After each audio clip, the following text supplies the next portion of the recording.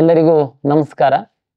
ಕರ್ನಾಟಕ ಪರೀಕ್ಷಾ ಪ್ರಾಧಿಕಾರದಿಂದ ವಿವಿಧ ವೃತ್ತಿಪರ ಸೀಟ್ಗಳಿಗೆ ಕೌನ್ಸಿಲಿಂಗ್ ಅಲ್ಲಿ ಭಾಗವಹಿಸುವಂತಹ ವಿದ್ಯಾರ್ಥಿಗಳಿಗೆ ಇವತ್ತಿನ ಈ ಒಂದು ವಿಡಿಯೋ ಮೂಲಕ ತಿಳಿಸುವಂತದ್ದೇನೆಂದ್ರೆ, ವಿಶೇಷವಾಗಿ ಅರ್ಜಿ ಸಲ್ಲಿಸಿದ್ದು ಮುಗಿತು, ರಿಸಲ್ಟ್ ಬಂತು, ಹಾಗೂ ಅರ್ಜಿಯಲ್ಲಿ ಸಾಕಷ್ಟು ತಪ್ಪುಗಳನ್ನು ಮಾಡಿದ್ದಂಥವರಿಗೆ ಎಡಿಟ್ ಮಾಡಲಿಕ್ಕೆ ಸಹ ನಾವು ಸಾಕಷ್ಟು ಅವಕಾಶಗಳನ್ನ ಈಗಾಗಲೇ ಕೊಟ್ಟಿದ್ವಿ. ಈಗಾಗಲೇ ನಮಗೆ ನ್ಯಾಷನಲ್ ಟೆಸ್ಟಿಂಗ್ ಏಜೆನ್ಸಿಯವರು ನೀಟ್ ಪರೀಕ್ಷೆಯನ್ನ ನಡೆಸುವಂಥದ್ದು ತಮಗೆಲ್ಲ ಗೊತ್ತಿದೆ. ಕರ್ನಾಟಕ ಪರೀಕ್ಷಾ ಪ್ರಾಧಿಕಾರಕ್ಕೂ ನೀಟ್ ಪರೀಕ್ಷೆಗೂ ಯಾವುದೇ ರೀತಿ ಒಂದು ಸಂಬಂಧ ಇರಲ್ಲ.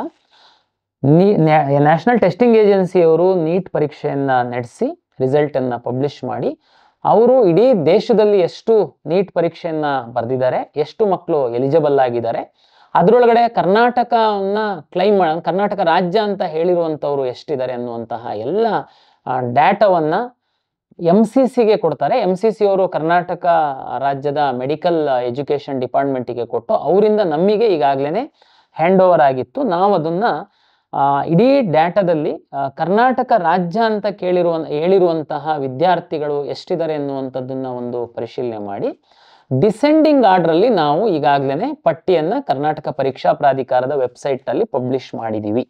ತಾವು ಒಮ್ಮೆ ನೋಡ್ಕೊಳ್ಬಹುದು. ತಮಗೆ ವಿಶೇಷವಾಗಿ ನಾನು ಇಲ್ಲಿ ಅದನ್ನ ಅದು ಕುರಿತಂತೆ ಒಂದು ಪಾಯಿಂಟ್ ಅನ್ನ ನಿಮ್ಗೆ ಹೇಳಬೇಕು. ಹಿಂದಿನ ವರ್ಷದ ಮಾಹಿತಿನ ನೀವು ನಮ್ಮ ವೆಬ್ಸೈಟ್ ಅಲ್ಲಿ ನೋಡ್ಬೋದು.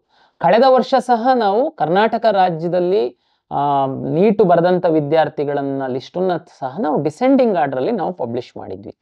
ಉದಾಹರಣೆಗೆ ನೀಟಲ್ಲಿ ಯಾವ ರ್ಯಾಂಕ್ ಇದೆ, ನೀಟಿಂದು ಸ್ಕೋರ್ ಎಷ್ಟಿದೆ ಅಂತನ್ನುವಂಥದ್ದು ಕಳೆದ ವರ್ಷದ್ದೂ ಸಿಗುತ್ತೆ, ಈ ವರ್ಷದ್ದೂ ಸಿಗುತ್ತೆ. ಇದು ಎರಡನ್ನ ತಾವು ಕಂಪೇರ್ ಮಾಡುವಂಥದ್ದಕ್ಕೆ ನಾನು ವಿನಂತಿ ಮಾಡ್ತೀನಿ. ಏನಕ್ಕೆ ಅಂತಂದ್ರೆ, ತುಂಬಾ ವಿದ್ಯಾರ್ಥಿಗಳಿಗೆ, ಪೋಷಕರಿಗೆ ಕಳೆದ ವರ್ಷ ಪರೀಕ್ಷೆ ತುಂಬಾ ಸರಳವಾಗಿತ್ತು, ಈ ವರ್ಷ ಪರೀಕ್ಷೆ ತುಂಬಾ ಕಷ್ಟವಾಗಿತ್ತು. ಹಾಗಾಗಿ ಈ ಸರಿ ಸ್ವಲ್ಪ ಲಾಸ್ಟ್ ಇಯರ್ ಕಟ್ ಆಫ್ಗಿಂತ ಈ ವರ್ಷ ತುಂಬಾ ಕಟ್ ಆಫ್ ಕಡಿಮೆ ಆಗ್ಬೋದು, ಈ ತರದೆಲ್ಲ ಒಂದಷ್ಟು ಚರ್ಚೆಗಳಾಗ್ತಾ ಇದೆ. ನಾನು ನಿಮಗೆ ಒಂದು ಟ್ರಿಕ್ಸ್ ಹೇಳ್ಕೊಡುವಂಥದ್ದು ಏನು ಅಂತಂದ್ರೆ, ನೀವು ಯಾರ್ದು ಮಾಹಿತಿ ಕೇಳುವಂತ ಅಗತ್ಯನೇ ಇಲ್ಲ.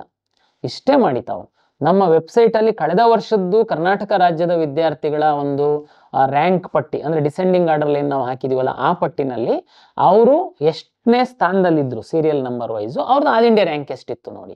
ಈ ವರ್ಷ ನಾವು ಪಬ್ಲಿಷ್ ಮಾಡಿರುವಂತಹ ಪಟ್ಟಿಯಲ್ಲಿ ಎಷ್ಟನೇ ಸ್ಥಾನದಲ್ಲಿ ಇದ್ದಾರೆ ನಿಮ್ಮ ಮಗು, ನಿಮ್ಮ ಮಗುದು ರ್ಯಾಂಕ್ ಆಲ್ ಇಂಡಿಯಾದ ಎಷ್ಟಿತ್ತು, ಇದು ಎರಡನ್ನು ನೋಡ್ಕೊಳ್ಳಿ. ಒಂದು ಪಾಯಿಂಟ್.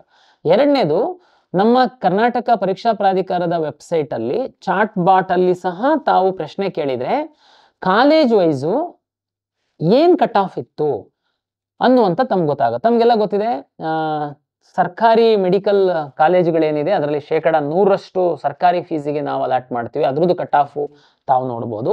ಪ್ರೈವೇಟ್ ಕಾಲೇಜು ಅಂತ ಬಂದಂತ ಸಂದರ್ಭದಲ್ಲಿ ಅಲ್ಲಿ ಸರ್ಕಾರಿ ಫೀಸ್ ಅಲ್ಲಿ ಅಡ್ಮಿಷನ್ ಆಗುವಂಥದ್ದು ಮತ್ತೆ ಹೈಯರ್ ಫೀಸ್ ಅಂತ ನಾವೇನು ಹೇಳ್ತೀವಿ, ಲಾಸ್ಟ್ ಇಯರ್ 12.5 ಲಕ್ಷ ಏನೋ ಇತ್ತು, ಈ ವರ್ಷ ಸಹ ಸರ್ಕಾರ ಏನು ಹೆಚ್ಚು ಮಾಡಿಲ್ಲ, ಅಷ್ಟೇನೆ ಇರುತ್ತೆ. ಅದ್ರದ್ದು ಹೈಯರ್ ಫೀಸ್ ಇಂದು ಕೋಟಾದಲ್ಲಿ ಏನು ಕಟ್ ಆಫ್ ಇದೆ ಅಂತ ಅನ್ನುವಂಥದ್ದು ದಯಮಾಡಿ ನೋಡ್ಕೊಳ್ಳಿ. ತಾವು ತಮ್ಗೆನೆ ಒಂದು ಐಡಿಯಾ ಬರುತ್ತೆ, ತಮ್ಗೆ ಯಾರು ಮಾರ್ಗದರ್ಶಕರು ಬೇಕಾಗಿಲ್ಲ. ಈ ವರ್ಷ ನಿಮ್ಮ ಮಗು ಯಾವ ಸ್ಥಾನದಲ್ಲಿದೆ, ಯಾವ ಕಾಲೇಜು ಹತ್ತತ್ರ ಸಿಕ್ಬೋದು. ಈ ವರ್ಷ ಇನ್ನು ಮೆಡಿಕಲ್ ಸೀಟ್ ಎಷ್ಟಿದೆ ಅನ್ನುವಂಥದ್ದು ಪ್ರಾಧಿಕಾರಕ್ಕೆ ಬಂದಿಲ್ಲ. ಕಳೆದ ವರ್ಷ ಮೆಡಿಕಲ್ ಸೀಟ್ಗಿಂತನೂ ಈ ವರ್ಷ ಸ್ವಲ್ಪ ಜಾಸ್ತಿ ಆಗ್ಬೋದು ಅಂತ ನಮ್ಮ ನಿರೀಕ್ಷೆ ಸಹ ಇದೆ. ಅದು ಬರ್ತಿದ್ದಂಗೆನೆ ನಾವು ತಮಗೆ ವೆಬ್ಸೈಟ್ ಅಲ್ಲಿ ಎಷ್ಟು ಮೆಡಿಕಲ್ ಸೀಟು ಕಾಲೇಜ್ ವೈಸು ನಾವು ಪಬ್ಲಿಷ್ ಮಾಡ್ತೀವಿ. ಈಗ ನಾವು ಮೆಡಿಕಲ್ ಡಾಟಾ ಬಂದಿರೋದ್ರಿಂದ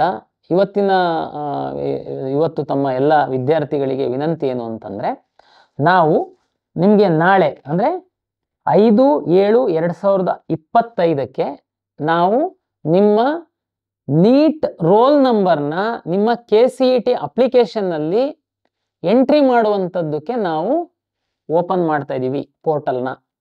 ದಯಮಾಡಿ ಅರ್ಥ ಮಾಡ್ಕೊಳ್ಳಿ. KCET ಪರೀಕ್ಷೆಗೆ ತಾವು ಪ್ರಾಧಿಕಾರದಲ್ಲಿ ರಿಜಿಸ್ಟ್ರೇಷನ್ ಮಾಡಿಸಿದೀರಾ, ಅದರಲ್ಲಿ ಕೆಲವರು KCET ಪರೀಕ್ಷೆಯನ್ನ ಬರ್ದಿದ್ದೀರಾ, ನೀಟ್ ಪರೀಕ್ಷೆಯನ್ನ ಸಹ ಬರ್ದಿದ್ದೀರಾ. ಕೆಲವರು ರಿಜಿಸ್ಟ್ರೇಷನ್ ಮಾಡಿದೀರಾ, KCET ಪರೀಕ್ಷೆ ಬರ್ದಿಲ್ಲ, ನೀಟ್ ಪರೀಕ್ಷೆ ಮಾತ್ರ ಬರ್ದಿದ್ದೀರಾ. ಈಗ ನೀವು ನಿಮ್ಮ ಲಾಗಿನ್ ಆಗ್ಬಿಟ್ಟು ತಮ್ಮ ಅಪ್ಲಿಕೇಶನ್ ಅಲ್ಲಿ ನೀಟ್ ರೋಲ್ ನಂಬರ್ನ ಎಂಟ್ರಿ ಮಾಡಬೇಕು.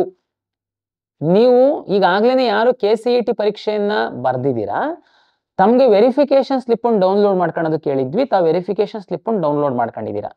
ನೀವು ನಾಳೆ 5/7/2025 ತಾವು ತಮ್ಮ ಲಾಗಿನ್ ಆಗಿಬಿಟ್ಟು ತಮ್ಮ ಇದರ KE ವೆಬ್ಸೈಟಲ್ಲಿ ನೀಟ್ ರೋಲ್ ನಂಬರ್ನ ಎಂಟ್ರಿ ಮಾಡಿದರೆ ತಮಗೆ ನೀಟು ಏನು ಆಲ್ ಇಂಡಿಯಾ ರ್ಯಾಂಕ್ ಇದೆ ಅದು ಫೆಚ್ ಆಗಿ ನಿಮ್ಮ ವೆರಿಫಿಕೇಶನ್ ಸ್ಲಿಪ್ಪಲ್ಲಿ ನಿಮ್ಮ ರ್ಯಾಂಕ್ ಡಿಸ್ಪ್ಲೇ ಆಗುತ್ತೆ. ಇದು ನಿಮಗೆ ಅಲ್ಲಿಗೆ ಸಂಪೂರ್ಣ ಆಯಿತು. ನಿಮ್ಮ ವೆರಿಫಿಕೇಶನ್ ಸ್ಲಿಪ್ಪಲ್ಲಿ ಕೆಲವು ರ್ಯಾಂಕ್ ಇತ್ತು, ನೀಟ್ ಒಂದು ರ್ಯಾಂಕ್ ಬಂದಿರಲಿಲ್ಲ, ಈಗ ನೀಟ್ ರ್ಯಾಂಕ್ ಬರುತ್ತೆ. ಕೆಲವು ವಿದ್ಯಾರ್ಥಿಗಳು KCET ಪರೀಕ್ಷೆಯನ್ನೇ ತಾವು ಬರೆದಿಲ್ಲ, ಆದರೆ ರಿಜಿಸ್ಟ್ರೇಷನ್ ಈಗಾಗಲೇ ಮಾಡಿಸಿದ್ದೀರಾ. ತಮಗೆ ವೆರಿಫಿಕೇಶನ್ ಸ್ಲಿಪ್ ಡೌನ್ಲೋಡ್ ಮಾಡ್ಕೊಂಡಾಗ ಬ್ಲಾಂಕ್ ಬರ್ತಾ ಇದೆ, ವೆರಿಫಿಕೇಶನ್ ಸ್ಲಿಪ್ ಡೌನ್ಲೋಡ್ ಆಗ್ತಾ ಇಲ್ಲ, ಇದೆಲ್ಲ ಇತ್ತು. ಯಾಕೆ ಆಗ್ತಿರ್ಲಿಲ್ಲ ಅಂತಂದರೆ ನಮಗೆ ನೀಟ್ ಡಾಟಾ ಬಂದಿರಲಿಲ್ಲ. ಈಗ ಓನ್ಲಿ ನೀಟ್ ಪರೀಕ್ಷೆ ಬರೆದು KEನಲ್ಲಿ ರಿಜಿಸ್ಟ್ರೇಷನ್ ಮಾಡಿಸಿರುವಂತಹ ವಿದ್ಯಾರ್ಥಿಗಳು ಸಹ ತಾವು ಲಾಗಿನ್ ಆಗಿ ತಮ್ಮ ನೀಟ್ ರೋಲ್ ನಂಬರ್ ಹಾಕಿದರೆ ನಿಮ್ಮ ಆಲ್ ಇಂಡಿಯಾ ರ್ಯಾಂಕ್ ಏನಿದೆ ನೀಟ್ದು ಅದು ನಿಮ್ಮ ವೆರಿಫಿಕೇಷನ್ನಲ್ಲಿ ಡಿಸ್ಪ್ಲೇ ಆಗೋದ್ರ ಜೊತೆಗೆ ನಿಮ್ಮ ವೆರಿಫಿಕೇಶನ್ ಸ್ಲಿಪ್ಪಲ್ಲಿ ಏನೆಲ್ಲ ಕ್ಲೈಮ್ ಮಾಡಿದ್ದೀರಾ ಅನ್ನುವಂತಹ ಮಾಹಿತಿ ಸಹ ತಮಗೆ ಬರುತ್ತೆ. ಇದು ಈಗಾಗಲೇ ರಿಜಿಸ್ಟ್ರೇಷನ್ ಮಾಡಿರುವಂತಹ ವಿದ್ಯಾರ್ಥಿಗಳಿಗೆ. ತಮಗೆಲ್ಲ ಗೊತ್ತಿರುವಂತೆ ಕರ್ನಾಟಕ ರಾಜ್ಯದಲ್ಲಿರುವಂತಹ ಮೆಡಿಕಲ್ ಕಾಲೇಜುಗಳಲ್ಲಿ, ಖಾಸಗಿ ಮೆಡಿಕಲ್ ಕಾಲೇಜುಗಳಲ್ಲಿ ಮ್ಯಾನೇಜ್ಮೆಂಟ್ ಸೀಟು ಮತ್ತು NRI ಸೀಟ್ ಅಂತ ಸಹ ಇದೆ.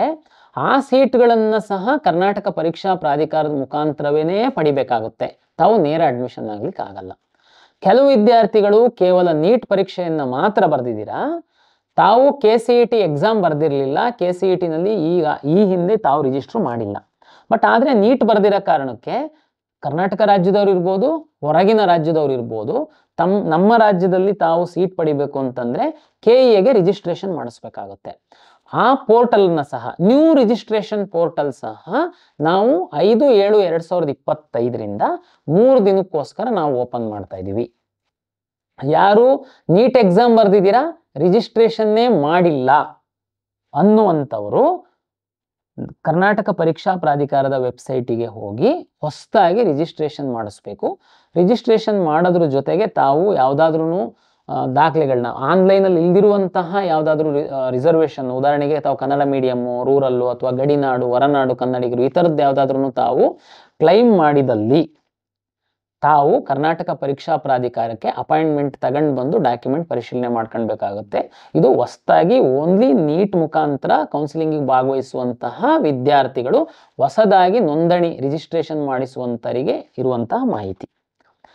ಅಂತಿಮವಾಗಿ ಈಗಾಗಲೇ ನೀಟಲ್ಲಿ ತಮಗೆಲ್ಲ ಗೊತ್ತಿದೆ, NRI ಮುಖಾಂತರ ಸಹ NRIಗಳಿಗೆ OCIಗಳಿಗೆ ಸಹ ಒಂದಷ್ಟು ಸೀಟ್ಗಳನ್ನ ಖಾಸಗಿ ಕಾಲೇಜುಗಳಲ್ಲಿ ಕೊಡುವಂಥದ್ದು ಉಂಟು.